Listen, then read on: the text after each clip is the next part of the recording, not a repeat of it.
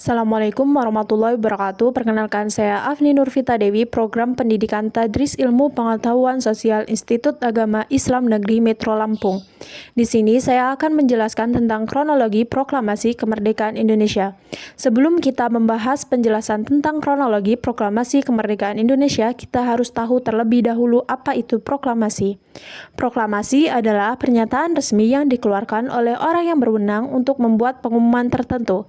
Proklamasi saat ini digunakan dalam kerangka pemerintahan beberapa negara dan biasanya dikeluarkan atas nama kepala negara.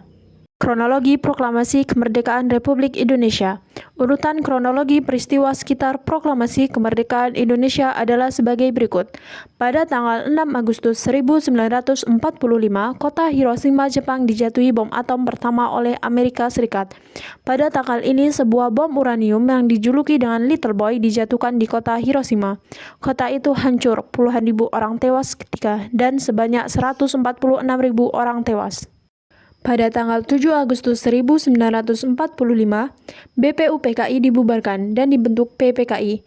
Jepang membubarkan BPUPKI atau Badan Penyelidik Usaha-Usaha Kemerdekaan Indonesia atau dalam bahasa Jepang disebut Dokuritsu Junbei Chosakai dan membentuk Panitia Persiapan Kemerdekaan Indonesia atau PPKI, dalam bahasa Jepang disebut Dokuritsu Junbei Inkai. PPKI adalah panitia yang bertugas untuk mempersiapkan kemerdekaan Indonesia. Dibentuk pada tanggal 7 Agustus 1945 dan diketuai oleh Insinyur Soekarno. Pada tanggal 9 Agustus 1945, kota Nagasaki dijatuhi bom atom kedua oleh Amerika Serikat, yaitu bom plutonium berjuluk Fat Man jatuh di Nagasaki sebanyak 80.000 orang tewas, yang akhirnya mengakibatkan Jepang menyerah tanpa syarat pada Perang Dunia II. Pada tanggal ini pula, tokoh pergerakan Indonesia yaitu Soekarno dan Muhammad Hatta bersama mantan ketua BPUPKI Rajiman Widyodingmirat sedang melakukan perjalanan rahasia ke Dalat Saigon, Vietnam. Mereka akan menemui Panglima Angkatan Darat Jepang wilayah Asia Tenggara yaitu Jenderal Terauchi. Pada pertemuan ini dibahas tentang dukungan Jepang terhadap keinginan bangsa Indonesia untuk merdeka. Pada saat itu, Jepang menginginkan kemerdekaan Indonesia pada tanggal 24 Agustus 1945. Pada tanggal 12 Agustus 1945, Soekarno, Muhammad Hatta, dan Rajiman Widyodingmirat menemui Marsekal Terauchi atau pemimpin perang Jepang tertinggi Asia Tenggara di Dalat, Vietnam untuk membicarakan tentang pemberian kemerdekaan pada bangsa Indonesia. Dalam pertemuan tersebut, Marsekal Terauchi mengatakan bahwa pemerintahan Kemaharajaan Jepang telah memutuskan untuk memberikan kemerdekaan pada Indonesia. Jepang memberikan keleluasaan untuk Indonesia dalam persiapan kemerdekaan yakni di tanggal 24 Agustus 1945 dan seluruh wilayah Indonesia meliputi wilayah bekas Hindia Belanda. 2 hari kemudian, Soekarno, Hatta, dan Rajiman kembali ke Indonesia dan langsung didesak oleh Sultan Syahrir untuk segera memproklamasikan kemerdekaan.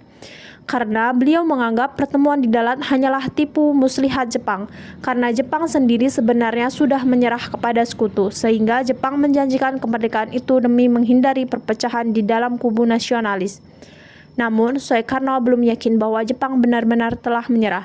Jika belum, maka proklamasi itu bisa menimbulkan pertumpahan darah yang fatal. Soekarno pun mengingatkan bahwa Syahrir tidak berhak untuk memproklamasikan kemerdekaan. Karena itu adalah hak PPKI, sedangkan Syahrir menganggap bahwa proklamasi kemerdekaan oleh PPKI hanyalah hadiah dari Jepang. Pada tanggal 14 Agustus 1945, Jepang menyerah tanpa syarat ke sekutu dan terjadi kekosongan kekuasaan atau vacuum of power di Indonesia. Jepang akhirnya secara resmi menyerah kepada sekutu di kapal USS Missouri. Angkatan Laut Jepang yang masih berkuasa di Indonesia berjanji akan mengembalikan Indonesia ke tangan sekutu. Mendengar kabar tersebut lewat radio BBC, Sultan Syahrir, Wikana Darwis, dan Khairul Saleh mendesak golongan tua untuk segera memproklamasikan kemerdekaan Indonesia. Namun, golongan tua ingin berhati-hati agar tidak terjadi pertumpahan darah saat proklamasi nanti. Mereka pun berencana untuk mengadakan rapat PPKI pada tanggal 16 Agustus 1945 pukul 10. Hal ini tentu tidak disetujui oleh golongan muda karena PPKI adalah badan bentukan Jepang dan Indonesia harus merdeka atas usaha bangsa sendiri bukan karena hadiah oleh Jepang. Pada tanggal 16 Agustus 1945, sekitar pukul 3 waktu Indonesia Barat, golongan muda tersebut kemudian menculik Soekarno dan Hatta dari Jakarta ke Rengas Dengklok, Karawang.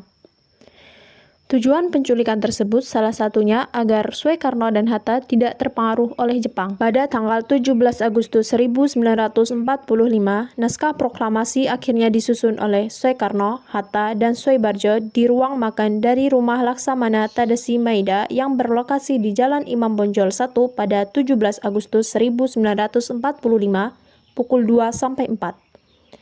Setelah naskah proklamasi selesai ditulis oleh Soekarno, Suyati Melik menyunting dan mengetiknya dengan rapi untuk ditandatangani oleh Soekarno dan Hatta atas nama bangsa Indonesia. Naskah inilah yang dikenal sebagai naskah proklamasi otentik.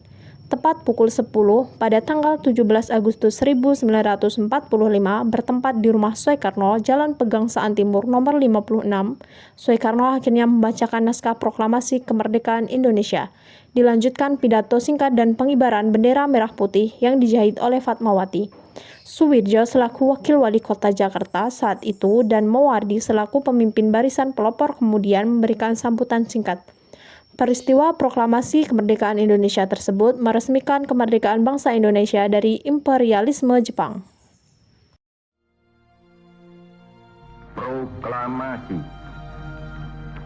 Kami, bangsa Indonesia, dengan ini menyatakan kemerdekaan Indonesia.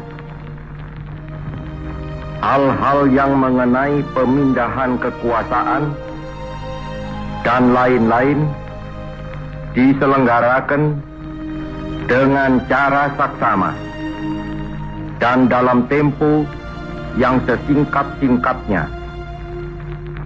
Jakarta, 17 Agustus 1945, atas nama bangsa Indonesia, Soekarno, Hatta.